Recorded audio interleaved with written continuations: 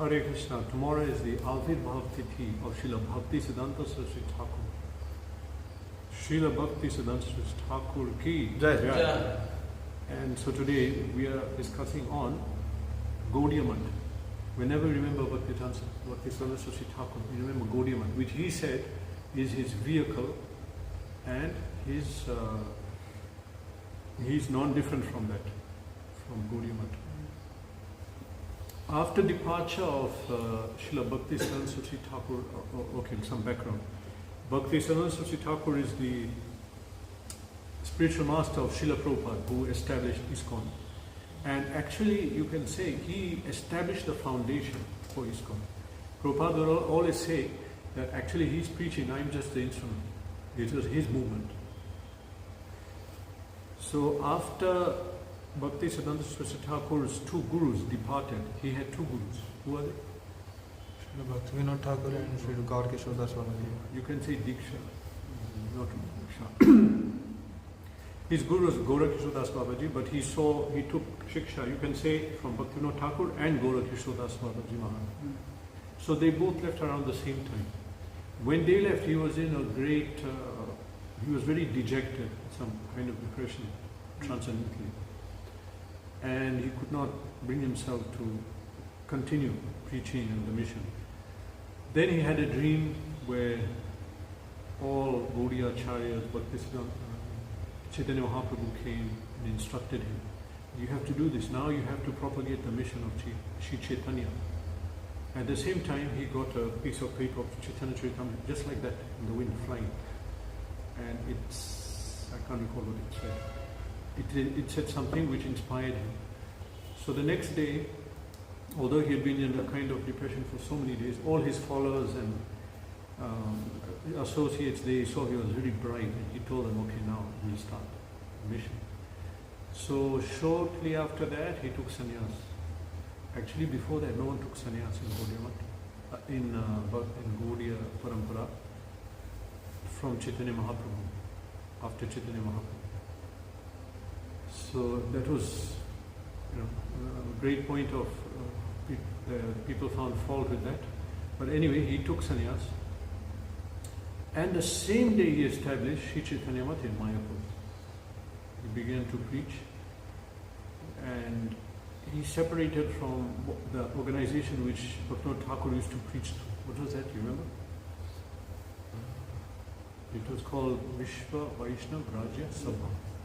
Something like the World Association, World Vaishnav Association.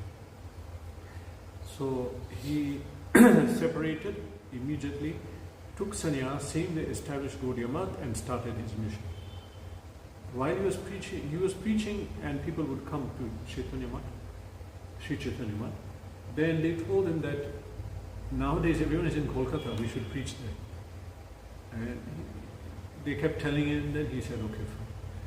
So he came to Kolkata and established first in Bhaktivinoda Ashram, which was number 1 Ulta Danga Road, that time known as Ulta Dingi Road. Ulta Dingi means upside down boat. So now it's known as Ulta Danga Road.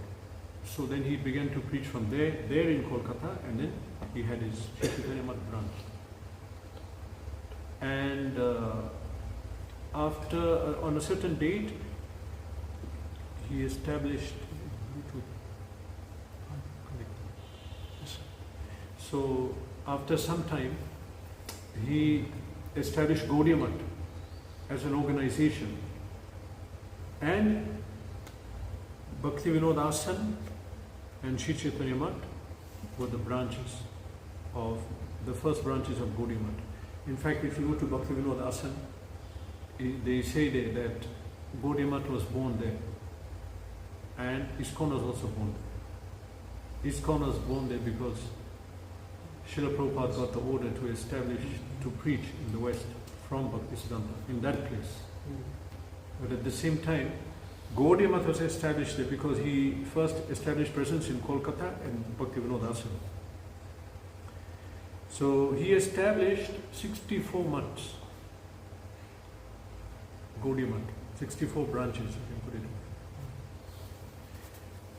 And through them he propagated his mission, which was his service to Bhaktivinoda Thakur. What was his desire? He was fulfilling the desires of Bhaktivinoda Thakur.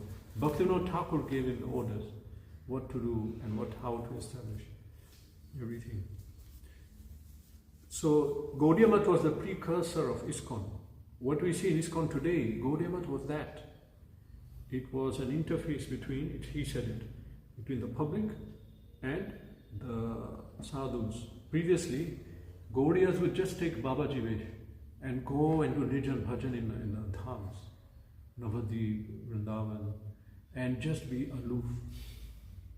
But Gaudiya Math was how the sadhus can connect with the public and disseminate the teachings of Mahaprabhu and preach to them.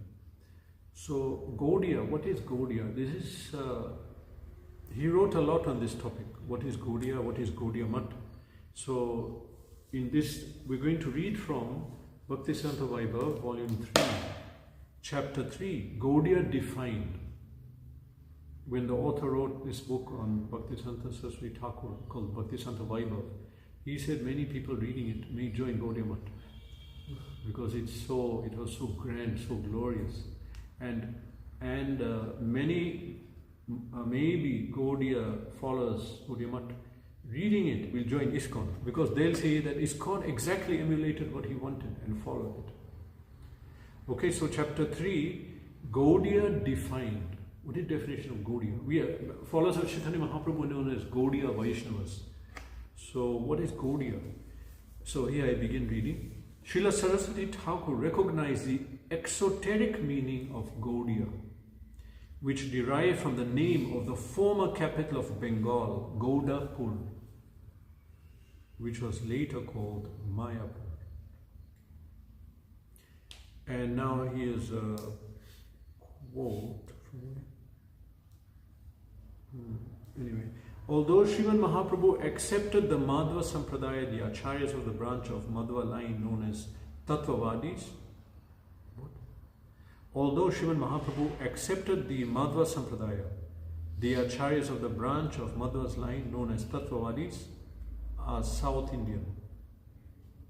Mahaprabhu accepted Madhva Sampradaya, but the acharyas of the branch of Madhva line are known as Tattvavadis. They are South Indian. Therefore, the Sampradaya in the shelter of Gaura's feet are called Gaudiyas, not from South India. Particularly, Sri Madhvacharya is also known as Sri Gauda Purnananda, and therefore the devotees of Gaura may also be called Madhva Gaudiyas. Little known fact that even the term Gauda was ascribed to Madhvacharya. However, Srila Saraswati Thakur also gave more esoteric imports for Gaudiya Math. The following definition of Gaudiya was featured in the Gaudiya. There was a periodical known as Gaudiya magazine. And it says there, what is the Shastra of the Gaudiyas? Srimad Bhagavatam. What is the mantra? Ashtadashakshara Yugala mantra. Ashtadasha Akshara means 18 syllable. The 18 syllable mantra is the mantra of the Gaudiyas. The Rishi, Sri Gandharva Radharani. Upasya, object of worship, Sri Krishna. Sadhana or Upakaran, the means of elevation of the Gaudiyas. Bhakti, as denoted by Kirtan, is the best of all practices. Every other type of sadhana is included within Bhakti of the Gaudiyas, which is intrinsic to the soul and pervaded by Raga. Raga means the transcendental divine attachment to the object of worship when you cross the sadhana platform. What is the sadhya or prayojan? In other words, the goal or necessity. The goal is all desired goals of pious life and all spiritual necessities are subsumed in the topmost necessity, Krishna Prem. Krishna Prem is the goal, and everything else comes in there. What is the dham or adhar? In other words, what is the spiritual abode of the Gaudiyas, or spiritual dham, and adhar? Adhar means what is their support, That is, the Goloka Vrindavan of the Rupanuga Gaudiyas is the highest of all dhams. The special manifestation of Vrindavan, characterized by Audarya, is, what is it, Tanush? Audarya. Audarya means magnanimous. So, Vrindavan is the manifestation, Vrindavan is the dham of the Gaudiyas. The special manifestation of Vrindavan, characterized by Audarya, Audarya means magnanimous, merciful, is Navadvip. Navadvip is Vrindavan, but with Audarya, with a lot of magnanimity and mercy flowing. Srila Saraswati Thakur further stated, a devotee of Vishnu is a Vaishnava, a devotee of Krishna is a Karshna, and a devotee of Sri Radha is Gaudiya. Gaudiyas are Rupanuga Gaura Bhaktas in the shelter of Parakiya Madhura Rasa. The author of this book said that when you read this, you should have read Chaitanya Charitamrita and Bhaktisiddhanta. Srimad Bhagavatam and Chaitanya Charitamrita, because it's a little high level. So these are terms we are expected to know. Parakiya, Madhura Rasa. They are followers of Sri Swarup Damodar Goswami and are Swarup Rupanuga. Swarup Damodar Goswami is incarnation of Lalita Sakhi. So we are followers of Radharani through Lalita.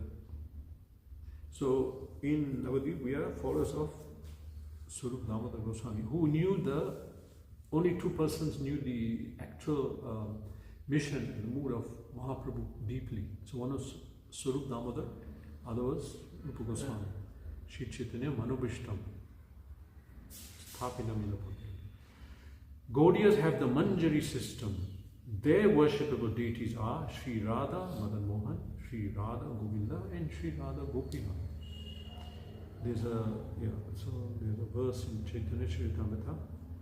Shri Radha Saha Shri Madan Mohan, Shri Radha Saha Shri Govinda Charan, Shri Radha Saha Srila Gopinath, E Tina Thakur Hai Gaudiyara Nath. The Vrindavan deities of Madan Mohan with Srimati Radharani, Govinda with Srimati Radharani, and Gopinath with Srimati Radharani are the life and soul of the Gaudiyas. E Tina Thakur Gaudiya ke Kariya Chain Atmasat, E Tina Charana Vandon Tine Mor Nath. These three deities have absorbed the heart and soul of the Gaudiyas. I worship their lotus feet. They are the lords of my heart. Krishna Sura Goswami speaker. Okay, last paragraph in this. What is Gaudiya? In the 18-syllable mantra chanted by the Gaudiyas. Now, this is talking about Dasha-akshara. What is the mantra of the Gaudiyas? It didn't say Hare Krishna mantra. It said Dasha-akshara mantra. Is it the Gayatri? Yeah, this is the Gayatri. Okay, but it's not. Yeah, that's the one. Yeah, comes in Brahma Samhita. In the 18-syllable mantra chanted by the Gaudiyas, Krishna indicates Madan Mohan, Sambandadi Devata, the deity who gives experience of our relation, and Govinda in that mantra indicates Govinda Abhideya Adi Devata, and the deity who sits in the progressive devotional service. And Gopi Jana Vallabha indicates Gopinath, Prayojana Adi Devata, the deity who attracts the ultimate goal. So this is a different, what is Gaudiya? Actually, this book and teachings of Bhaktisiddhanta, it's so important to go through. We have to understand, the foundation, Gaudiya Mat and who we are, the Gaudiyas, Gaudiya Parampara. That was set by Bhaktisiddhanta Saraswati Thakur. It was started by Chaitanya Mahaprabhu. Then Rupa Goswami gave it form, how we'll follow, what we'll do. But only till Bhaktisiddhanta Saraswati Thakur would put in a form that the wide public could, it was what is this word now? It was properly presented and made accessible. Yeah, made accessible to anybody who comes. Now it's explaining what is Gaudiya in detail, what is the mantra, what is the Rishi, what is everything. So Now last note here, note that the Gaudiyas are devotees of Sri Radha is not contradictory to the above statement that their object of worship is Sri Krishna. The devotees of Radha worship Krishna because doing so pleases her. Intrinsic details. Gaudiya Math. So I was saying that Gaudiya Math was established as something very different. In fact, Bhakti Sarasvati Thakur, what was his name before Diksha? Bimala Prasad. Huh? Bimala Prasad. Yeah, they different. That was like a nickname, but it was Bimala Prasad, and he had a brother called Lalit Prasad. So they were great spiritual rivalry, philosophic between them. Because Lalita Prasad criticized him. Why did you take sannyas? Your Bhaktivinoda Thakur never took sannyas. Why are you establishing Gaudiya Math? Bhaktivinoda Thakur, he just went Namahattas. He just went village to village, preached and did programs. That's how Gaudiyas were preaching before. If you read Rasikananda, that book, this is how he preached. They didn't establish centers where people came like this. But then Bhaktisiddhanta Thakur said, actually, I am the proper follower. I am following properly. But he didn't follow anything, if you see externally, he didn't follow him in that way. But actually he's the follower because he fulfilled the desires. And what are the way he did it? That he's Acharya. He knew what he did was perfect. Actually, because of him, the movement spread. No. Because of Bhaktisiddhanta, actually Gaudiya Math spread so much. Okay, now there's another poetic rendition of what is Gaudiya Math. Okay, this is just 1.5 pages. It's explaining. Gaudiya Math is the primary trunk of the. Can you shut that window? Oh, it won't come in. Okay, what is Gaudiya Math? The primary trunk of the great Kalyan Kalpataru, desire tree of auspiciousness. The primary trunk of auspiciousness. What is Gaudiya Math? The imperial court that propagates the independent sovereignty wherein resides in his own form Sri Krishna, the transcendental tattva, superior even to that considered best. What is Gaudiya Math? The charitable hospital of non-malefic mercy. What is malefic? Malefic means harmful. Like, you say malintent. Malicious. So malefic means harmful. So Bhaktisiddhanta Thakur said, hospitals are, this is malefic mercy. You're giving mercy, but harmful. Because you're propagating, you're not, if a sadhu opens a hospital, it's malefic mercy. Because he's not really liberating and giving gyan to stop suffering. He's giving temporary relief from suffering of this material world. So that is malefic mercy. Charity and mundane welfare work for the body, feeding poor people, this is malefic mercy. Real mercy is you take them out of their suffering. So Gaudiya Math is a charitable hospital of non-malefic mercy administered by the best of doctors, the genuine Guru, along with the highly effective medicine of Krishna Nam and the complete diet of Mahaprasad. What is Gaudiya Math? The grand temple of knowledge received by the descending system of Guru Parampara and pertaining to the Supreme Lord who is beyond mundane sense perception.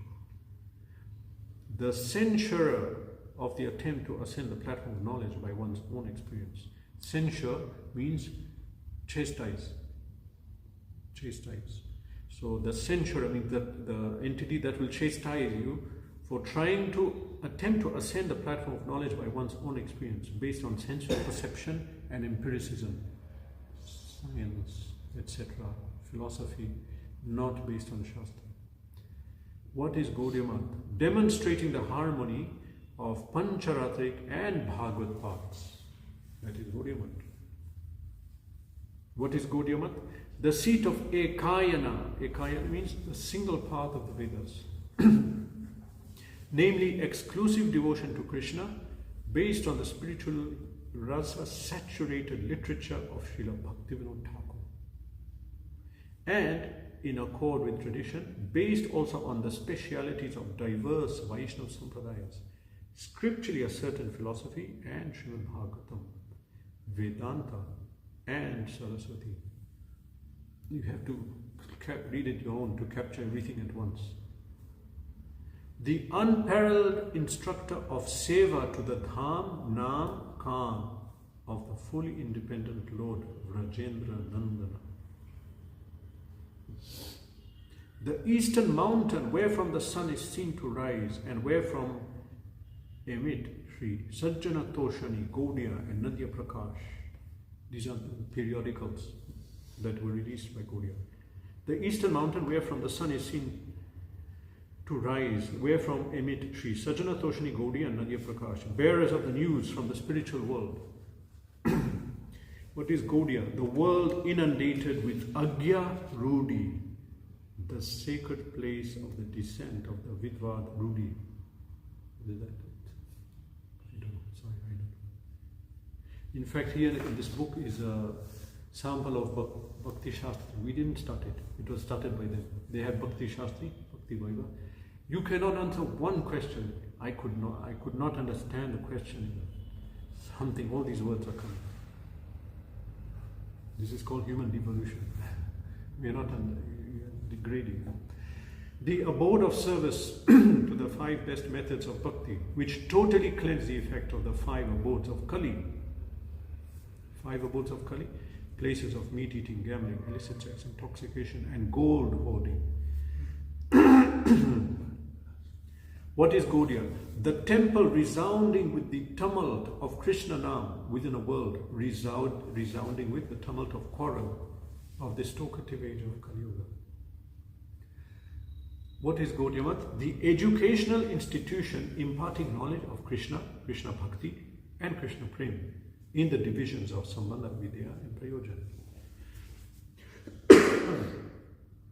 A Vedic research laboratory for searching out the genuine reality received by the process of hearing Vedic sounds, which is devoid of duplicity. The residence beyond the modes of nature for sadhus who are non-envious, non-duplicitous, free from desires for material enjoyment, liberation or mystic powers. The one and only university for teaching the superhuman economics of how all endeavors should be undertaken for Krishna's sake. The treasure chest of the Siddhanta of Srimad Bhagavatam and the 6 Goswamis, that the form, qualities and pastimes of the Lord manifest from Nam Bhajan, and the Smaran is subservient to Kirtanas, and that Smaran is subservient to Kirtanas. Kirtan is higher Smaran, because previously Gaudiya Sampradaya there was that Smaran, it was more among the Babajis. But Gaudiya Mat put Kirtan. What is Gaudiya Mat? The field overflooded with the erudition of Sri Krishna Chaitanya that flows in thousands of streams.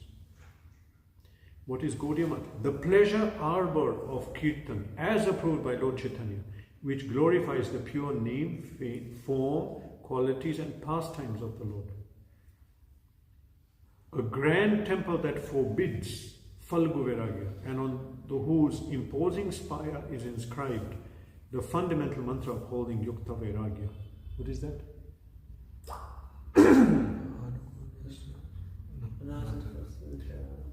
Yatarham Pavanjita Nirbandha Krishna Sambandhe Yukta Vairagyam Uchate. The place of worship for the servants of the Ashraya Jati. Ashraya Jati is the one who you take shelter of.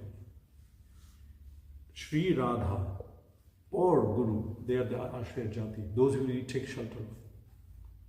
Place of worship for the servants of the Ashraya Jati who are in the shelter of Sri Brahma, Narad, Vyas, Madhva and Nityananda Prabhu. Sri Gaudiya Mat Ki Jai. A lot more is written, but now what we're going to look at is, we look at Gaudiya Mat, the schedule, how it was organized. Okay, Gaudiya, where is it? 2203.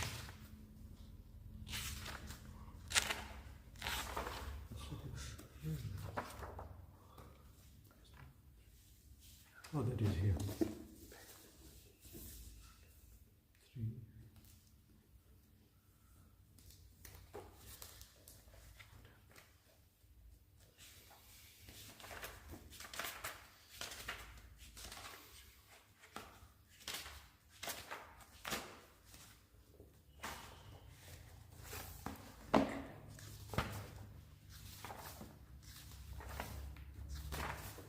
Okay, here. Now we're going to read about Gaudiya Math, the logo, the daily schedule. Okay. First of all,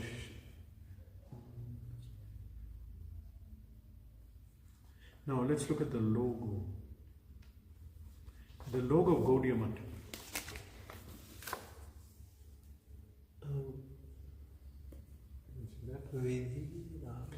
So, it was designed by Srila Sarasvati Thakura. The Gaudiya Math logo depicted Bhagavad Marg and Raga Marg, Raga Bhakti. Bhagavad Marg means devotion centered on Shravan, the 9 forms of Bhakti. Hearing, Bhagavatam, chanting, Kirtan, and Raga Marg, which culminated in Raga Bhakti, the Bhagavad Vidhi Marg.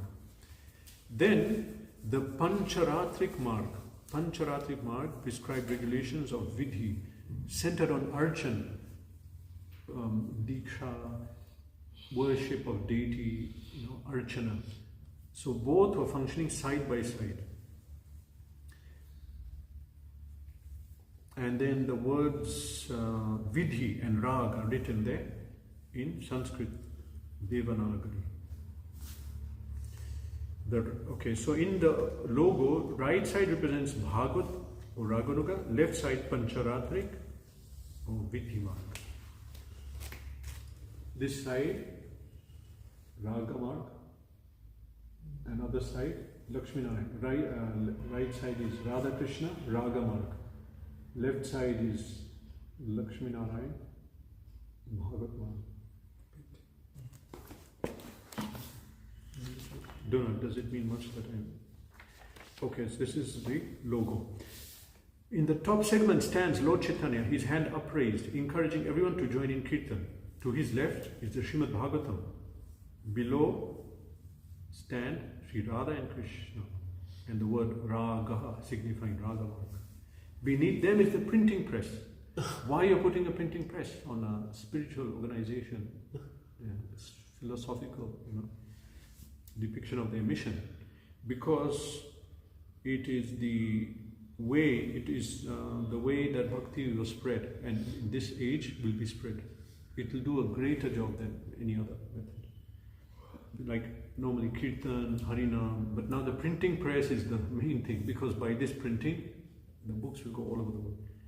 Beneath them is a printing press and a mridanga, and the word Kirtanam, signifying that both chanting and the names of Krishna to the accompaniment of mridanga and printing books about Krishna are forms of Kirtan.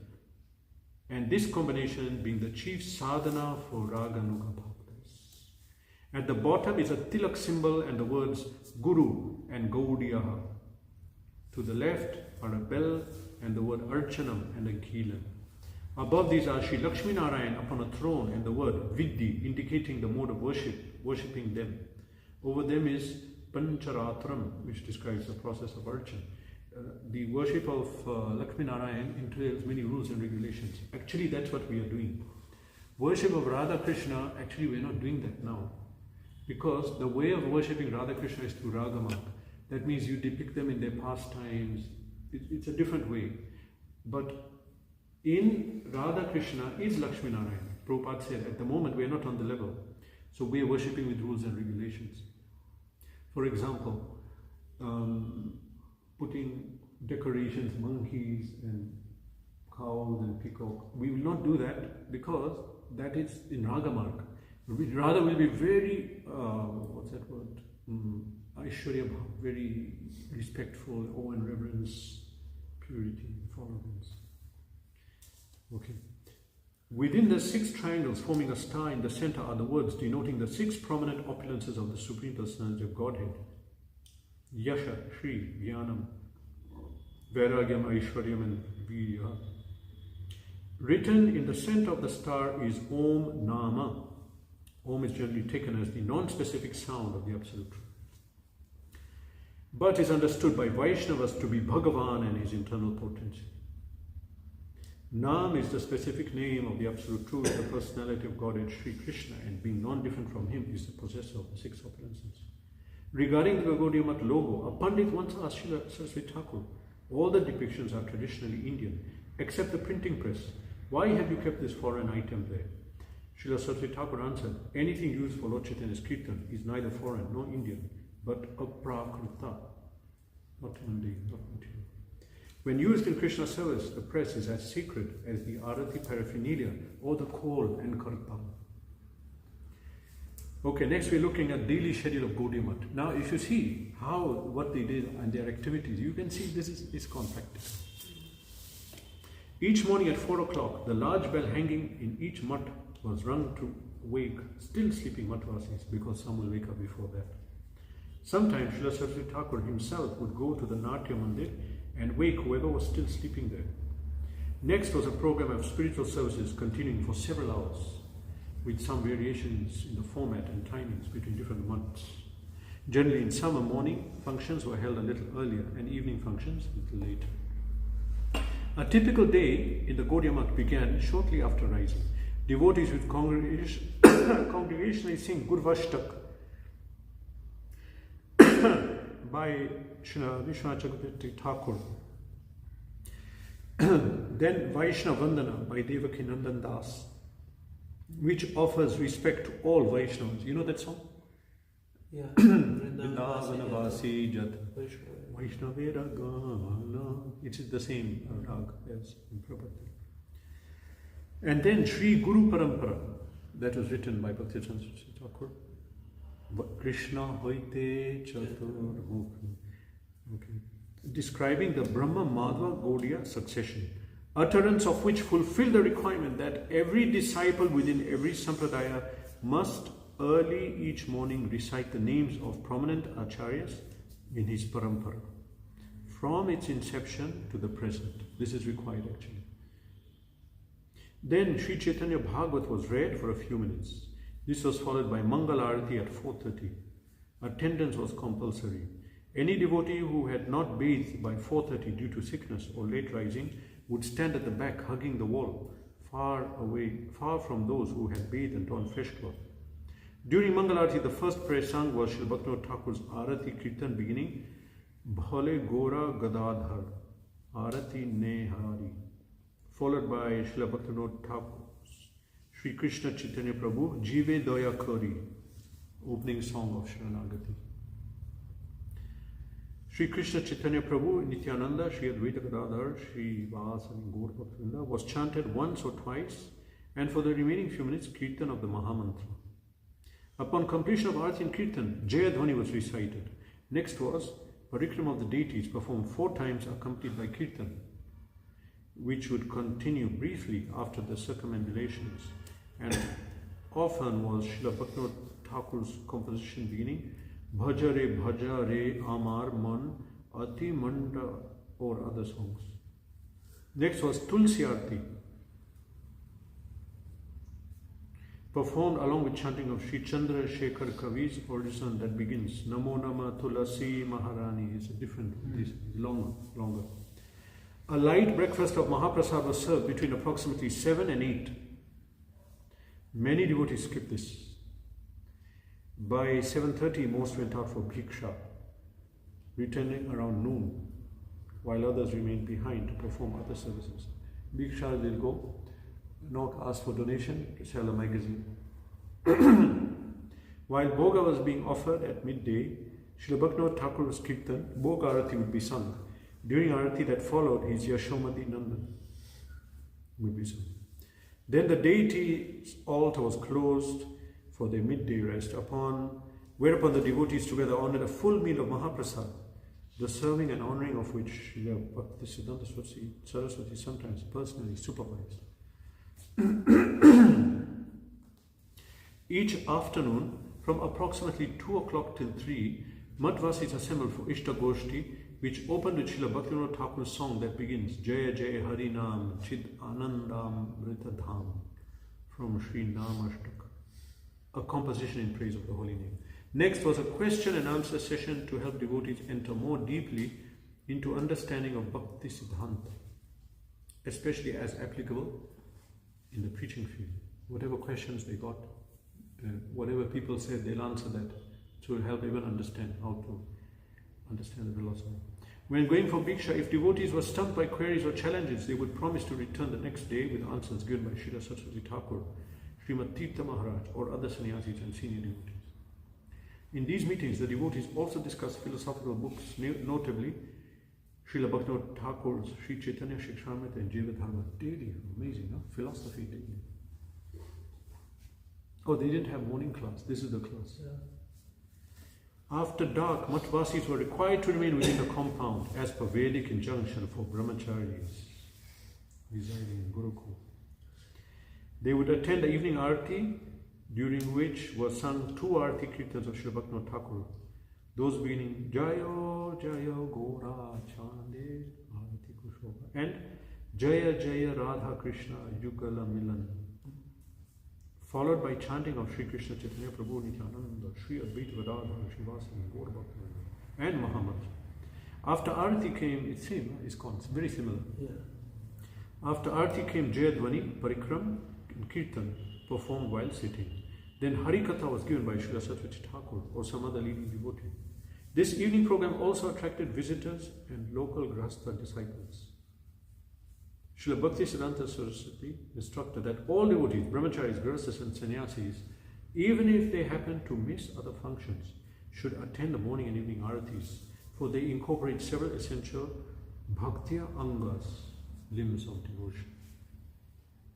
Observing the Shastriya rule that proscribes eating in the evening, before deities have been put to rest at about 9 o'clock, devotees again honored Mahaprasad, most taking full meals, opposite of us. They didn't eat before deities rested. It's so different. Huh? What are the Vedic rules? Okay, what about the standards of the Mat? Srila Saraswati Thakur took much risk in establishing Gaudiya Mat, not as hermitages, but as well-appointed interfaces between sadhus and the world. Proximity and accessibility to worldly people was meant to expose them to saintly life, but it also exposed saintly persons to the temptations of worldly life and to the scrutiny of discerning people who were liable to misunderstand them as hypocritical enjoyers of facilities at their disposal. While targeting the religious brigandry of persons lacking rectitude, Srila Bhaktisiddhanta Saraswati was concerned that his own mutts not sink into moral paucity or self-contented laxity and thus become another edition of the vile akadas of those salacious pseudo-devotees who had marred the name of Vaishnavism. Should not deteriorate like the upper sampradayas. Thus he strove to preserve the uprightness of Gaudiya Mat sadhus, that they actually be saintly and detached, for both their spiritual lives and reputation of the institution hinged on this.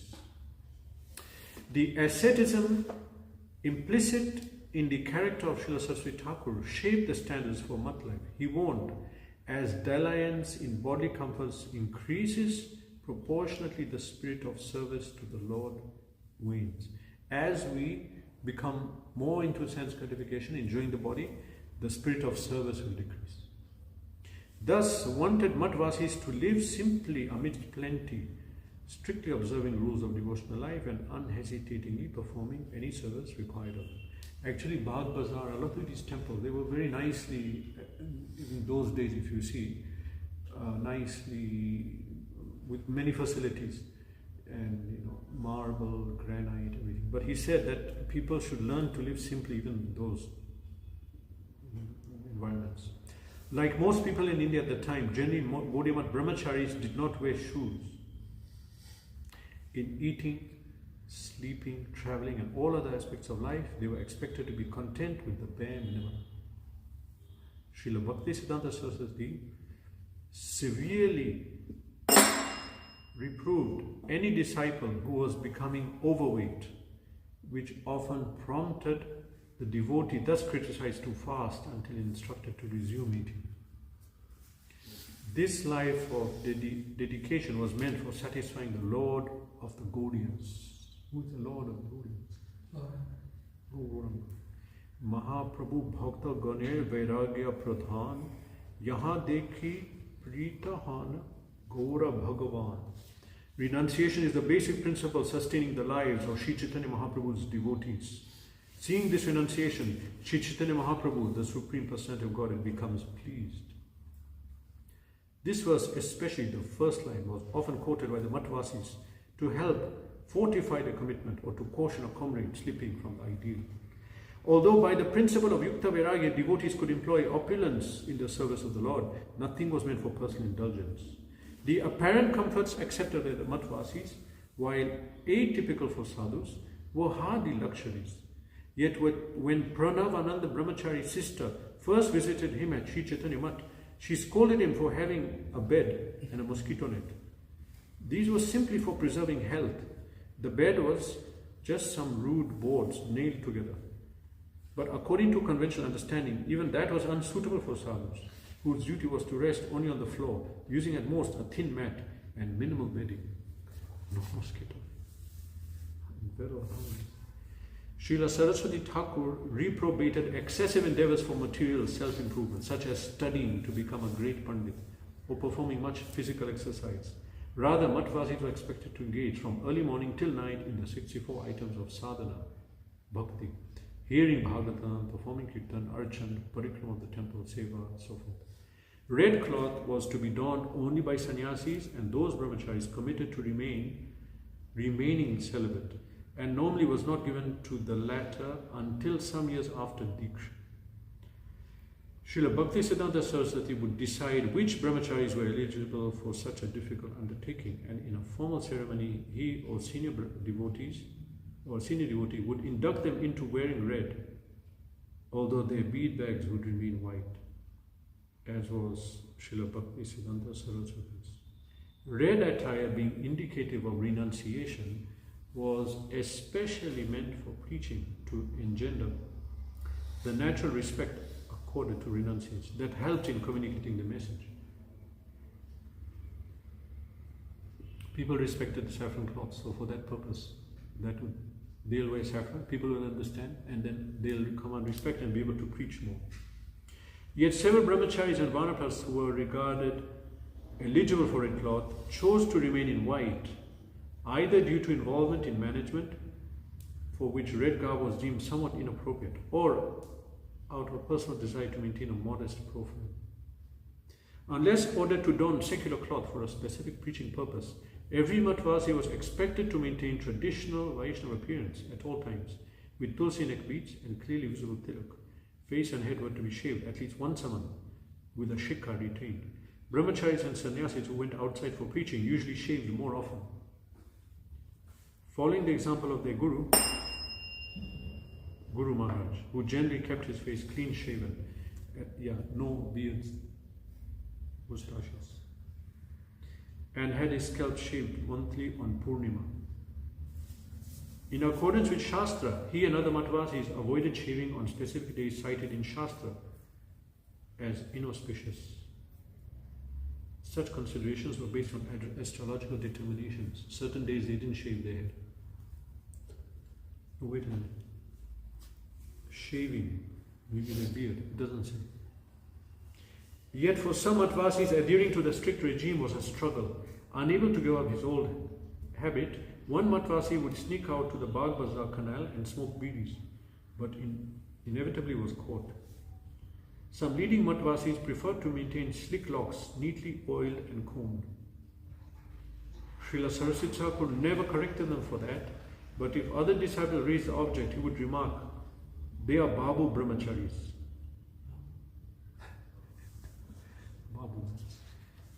rich, respectable, sense engineers. Dynamism of the mutt. Srila Bhaktisiddhanta Saraswati was the first Gaudiya Acharya to establish mutts along the lines of those founded by Acharya Shankara and Madhva as monastic seminaries with emphasis on scriptural training and incorporating deity service. It's such a good idea because generally people establish a temple and a pujari. But in a mutt there will be brahmacharis residing. People will come, they'll get trained, they'll be taught. He exhorted Mattvasis to take advantage of their good fortune, quoting Mathanti vasanti yatra paramartha shiksharhina iti mataha. Mat means a place wherein reside persons desirous to learn the ultimate purpose of life. Like you, Dhanush, until the ultimate purpose of life, so you came in. You were staying in the mutt. He also wrote Shiksha Mandirera Nama Mutt. A temple of instruction is called a mutt. He gave the analogy of the Gaudiya hospital, wherein Harinam was the medicine, Mahaprasad the diet, and those inmates were both to undergo and administer treatment. These mutts were not mere residential colleges or spiritual sanatoriums, but dynamic preaching bases formed in pursuance of a dictum, Srila Saraswati Thakur's own coinage, that he frequently quoted. Pran ache tanra sei hetu prachar. One who has life can preach. He expected Mattvasis to be surrendered, dedicated and detached, joining him in sacrificing their soul for establishing and spreading the mission. He did not want to be surrounded by obsessive sycophants, flaccid sentimentalists, or sluggish procrastinators, nor to produce the kind of sedentary sadhus who for fear of Maya retreat to the mountain caves. He considered it insufficient that his disciples be cherubic sadhus or mere pandits or content simply with arachan.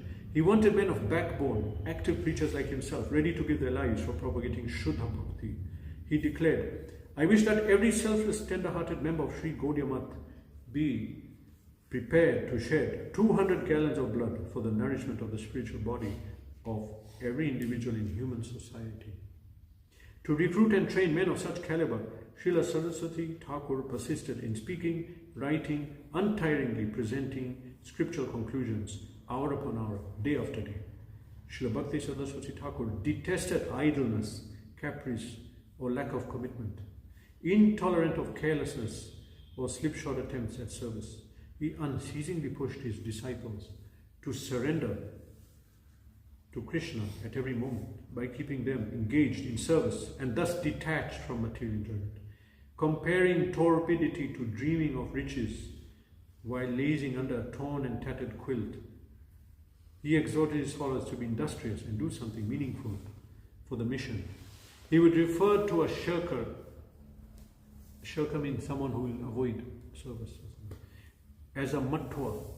Mattva in Oriya for mattva residents.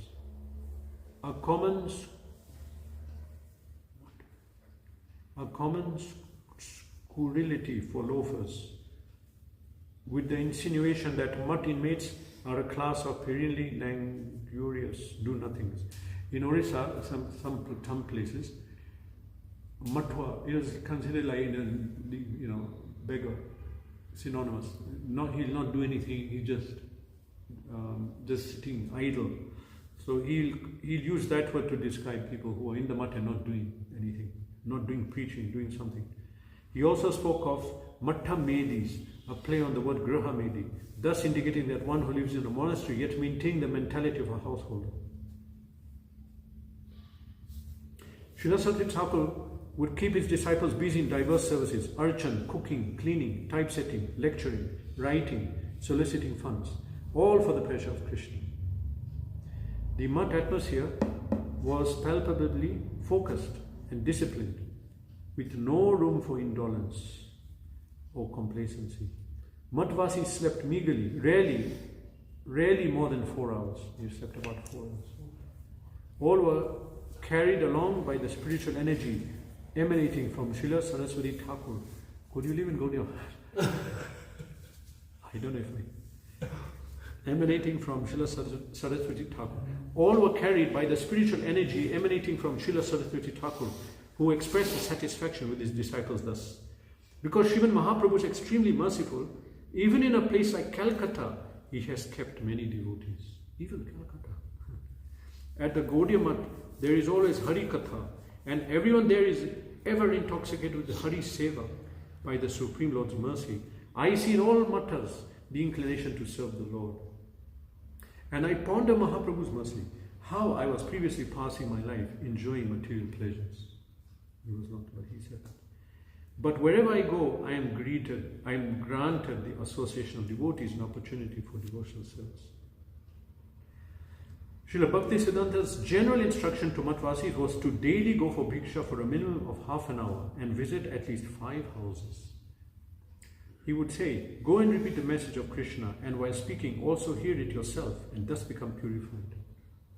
Even if no one gives anything, at least people will see you and be reminded of our mission.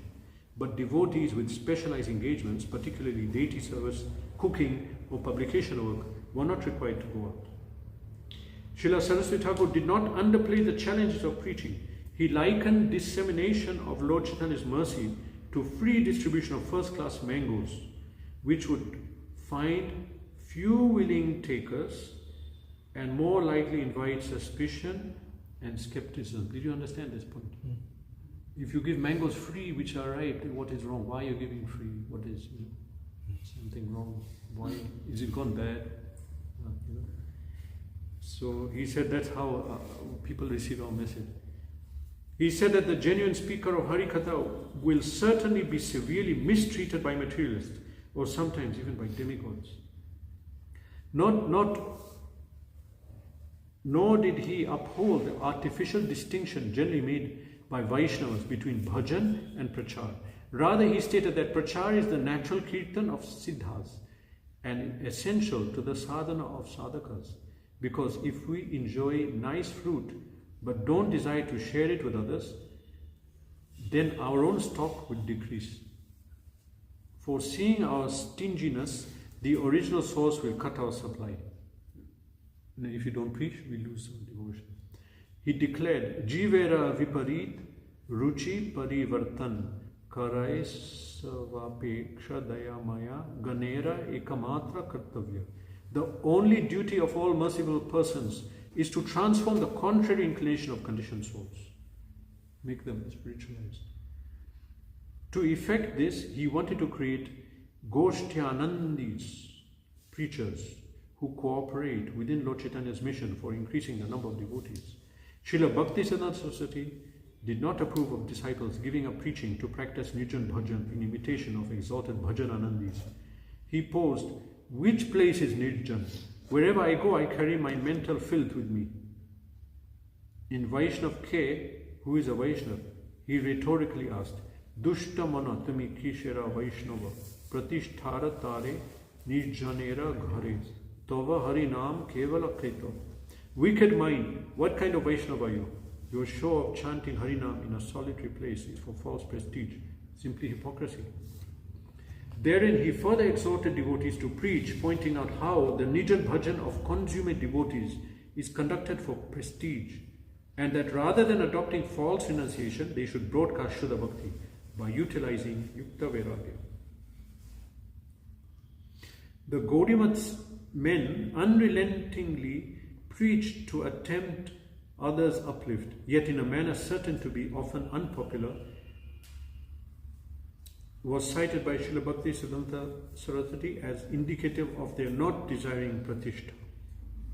He averred that individuals who sit quietly making a show of Nijan Bhajan will not become objects of shafts, but of praise, while those who unreservedly preach will not be popular but subject to retribution and aggression.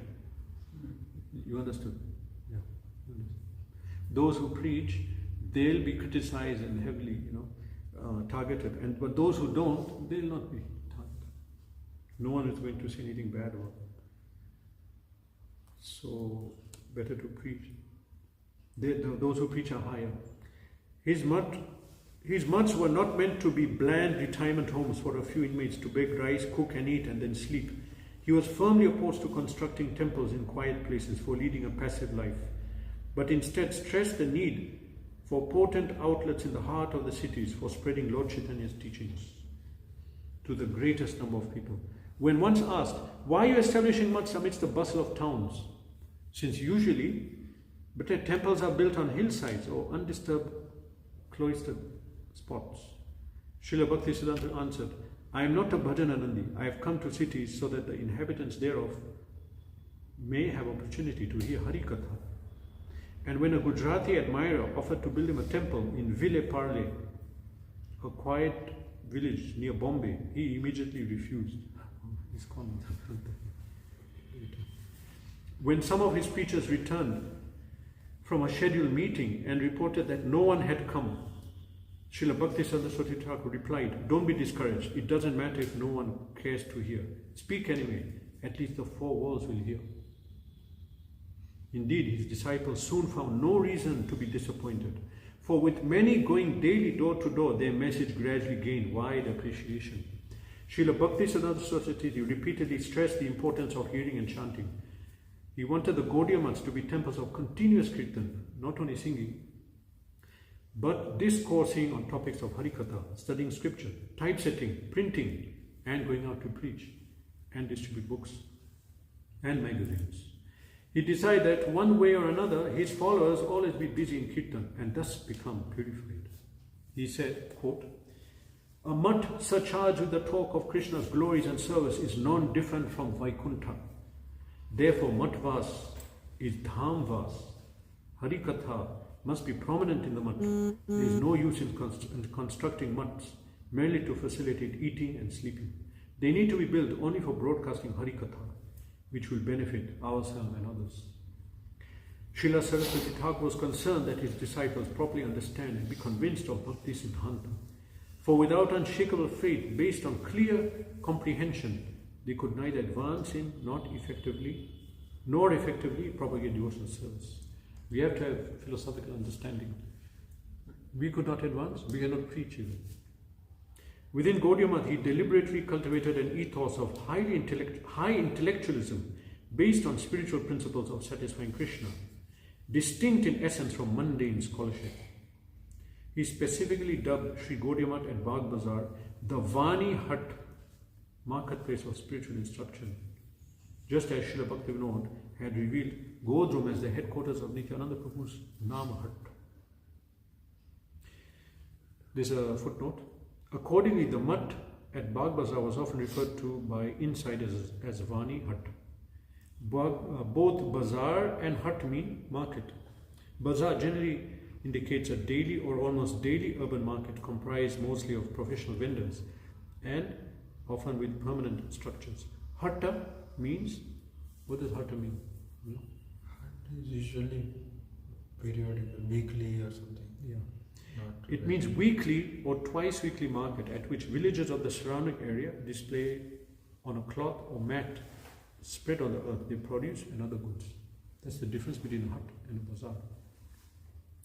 The confidence radiating throughout the mission was upheld by the conviction that the presentation of Krishna Bhakti offered by Srila Bhaktisiddhanta Saraswati was wholly coherent with that given by Krishna, Vyas, and all subsequent acharyas, and that other expositions of Vedic philosophy were either less complete or deviant. Gaudiya is the best, in other words. Moreover, the effervescent ambience of the Gaudiya Math was spurred by belief in Srila Bhaktisiddhanta Saraswati's frequent statement that in the near future its message would prevail throughout the world. It happened. You know effervescent? What does it mean? It says here the effervescent ambience. What is effervescent? What is effervescence? When we are doing some chemical experiment, some smell comes by which we identify that the product has come. Effervescent is what happens when you add eno to water. Means when you add eno to water, what happens? Eno, it's eno. Oh, bubbles come. Like that. Yeah. So it's saying here effervescent ambient. It was very busy, full of life, active. And this was spurred by the belief in Bhaktisiddhanta Saraswati's frequent statement that in the near future its message would prevail throughout the world. The Gaudiya message went all over the world in the form of ISKCON. Srila, that's why ISKCON, you see, ISKCON is success of Gaudiya Math. If you read this and understand what is the mood, what is the mission and the organization, you can see that this is the natural successor to Gaudiya. ISKCON, not Ritviks. ISKCON. Not Srila Prabhupada's ISKCON. ISKCON. Srila Bhaktisiddhanta Sarasvati worked hard to fulfill this aim and expected his disciples to follow his example. Knowing well that increasing the number of disciples and mutts would proportionately increase his anxiety, he willingly accepted that burden as unavoidable in his service to the Parampara and dispatched his men far and wide to promulgate Gaudiya Siddhanta, door to door, being empathetic to the difficulties undertaken by his disciples. He himself travelled extensively to outlying mutts to give his personal association to encourage the men posted thereat and help boost their preaching efforts, able to see, also to see the spiritual standards are maintained. Often without giving prior notice, Srila Saraswati Thakur would tell a disciple to go here or there to perform a particular task. And should that devotee ask for time to prepare his belongings, Srila Saraswati Thakur would retort, "Your baggage will be sent after you. Go now." When a German devotee complained, "Prabhupada, we are accustomed to planning our activities in advance, sometimes up to 3 months. So I need at least a week's notice to get ready." Srila Saraswati Thakur responded, "I get information 5 minutes before. How can I inform you a week before?" Srila Saraswati Thakur ki. Okay. I'll end with one anecdote. It's here, not coming here. But once in the nectar of instruction, there's a word. It says Atyahara Prayasa Shishar. These are 6 things that destroy bhakti. So one of them was prayasa, over endeavoring. And that is understood that over endeavoring for organization or building. So they asked him that, you see, you're building so many Gaudiya Maths and buildings, isn't this prayas, over endeavoring too much? You should just sit and chant. He said, no, it depends on the person. For me, this is not endeavor. I can do it. I don't have any problem. It's not over endeavor. I'm able to. So that depends on the person who cannot manage. So tomorrow is the appearance day of Srila Bhaktisiddhanta Saraswati Thakur, great Lion Guru. What is the Sanskrit term, Lion Guru? Keshari. Correct. Keshari Guru. Keshari. People, everyone say Lion Guru, so then they said Simha. It was not, it was Kesh is another name of lions. Keshari Guru. He set the scene for ISKCON to come, and ISKCON is his current vehicle for propagating his mission. We know that Prabhupada is so great what he did, so we want to know who is that personality who told him to preach? Who is that great personality that inspired him? You know what a disciple can do, inspired by his guru. But you know everyone how, they'll do something but not so much. A comfort zone, But Prabhupada at age 69 left Vrindavan. He could have died on the boat. He risked. Otherwise people go to Vrindavan, they don't leave that in case I die. Who knows, tomorrow I'll die. I'm not leaving. Prabhupada left and he established his school. So who is that guru who sent him and who he said was actually the preacher? He was the instrument. Hare Krishna. Srila Bhaktisiddhanta Saraswati Thakur ki jai. Shri Gaudiya Math ki jai. Eternal Gaudiya Math. I wanted to ask a question. Yes, question. Yes. So sometimes now we are seeing mentioned so many difficult standards of Gaudiya Math, and their preaching also so strong, and then sometimes it's so strong that people are not attracted to listen to it because it's too much piercing. But still they maintain that strict standard of how to present Krishna consciousness. Yeah. So now often we see sometimes people from Gaudiya Math, they may criticize ISKCON that yes, Krishna consciousness has expanded all over the world because of the efforts of ISKCON, but at what cost? Because although it has expanded, but it has become diluted in many ways if we compare it with the standards of Gaudiya Math. Okay. But if we impose those standards on the masses, then it's very hard to get so many people. So then how do we understand that? How to answer But this is understandable that the population is different. Tataschanu dinam dharma satyam shocham shamade. That shloka says 6 things decrease day by day.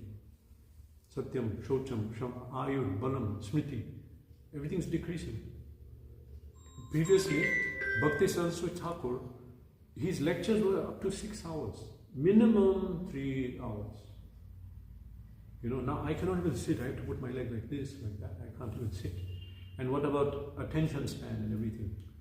Now that standard was very different. See how they were not eating in the morning. They'll just eat at 12. Day by day people are decreasing. They cannot follow it. Even Prabhupada said that when he spoke about in Kali Yuga the system is Harinam Sankirtan because you cannot do anything in Kali Yuga. Don't chant 64 rounds. You cannot do it. Prabhupada said. So it depends on the person. Now as we go on, the standard is decreased because people cannot follow. And the proof is right now in Gaudiya how many people are joining and how many people are following what he said. That's the proof. Now if you say, okay, but we spread all over the world, but we thinned what they taught. Okay, let them spread, but they also cannot, on that principle it's going to be very hard. Chanting 64 rounds daily. And here, if you look at the exam sheets for Bhakti Shastri that they had, they started Bhakti Shastri as I mentioned. They, in your time you can look at them. You'll not be able to answer. They had it said here they slept 4 hours only. They slept 4 hours and they hardly ate. They didn't wear shoes, the brahmacharis, sannyasi. How do you go all over the world? How do you spread in Sweden? Sweden is cold, So minus. Exactly, that's their point, that better to maintain the rigid standard and keep it to small population in the mud rather than expanding to so many and taking the standard down. Okay, but then Mahaprabhu wanted this. Mahaprabhu wanted this spread all over the world.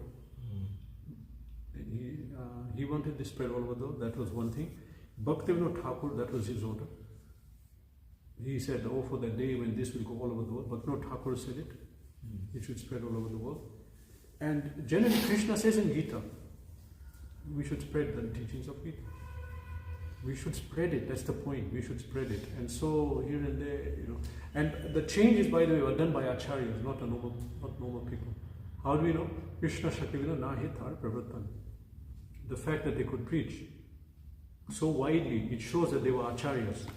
They were empowered by Krishna. So, when he was criticized why he was not following Shastra in some way, this is a little controversial, but he replied, Acharya doesn't follow Shastra, he makes Shastra. Of course, he will follow Shastra, but whatever he says is Shastra. So, why we should have kept few people who are following everything rather than so many who are not. But, so everyone go to hell, they'll die. Now, Sanatana Dharma, Vedic culture, Mahaprabhu's mission is spread in over 50 countries in the world. The books are translated in 70 languages. And there are sannyasis from other countries coming here and waking India up and waking Africa everywhere, preaching. They are spreading the movement. And then what would have happened then if they had not preached? So in conclusion, it was the order to preach out of the world, and to do that, and that is one thing. Second was that we understand that as Kali Yuga progresses, things will deteriorate. They cannot be on the same level. And therefore, it is not looking like the same message. They chanted 64, Prabhupada said minimum 16, and even Bhakti Rasamrita Sindhu, he changed Nectar of Devotion, small book. No, but in the schedule, there was no time when they used to chant. In the schedule you mentioned. Yeah. When did they used to chant 64 rounds? One person said, I don't see them chanting 64. He said, you cannot, but I see, something like that. But the explanation is that some of them were, I don't know, I don't interpret that, how. I heard something about that, but I don't think. Maharaj mentioned in the 64 rounds lecture. That included that they were doing seva and other things, that is also chanting, but then people may take advantage. So on beads, how many they used to chant? If you, in Bhaktisiddhanta Bible it says, whoever took Diksha, they were given different instructions. Some he told, you chant 64 rounds. Some, like, there was one disciple known as Abhay. Abhay became Abhay Charana Aravinda Das. He was given order, you read Nectar of Devotion. And like this, some he saw, you chant 64 rounds, you do this, you do that. So there was no minimum, this many rounds you have to chant. Standard. I don't know, but I don't have that information, whether it was standard or not. Hare Krishna. Hare Krishna.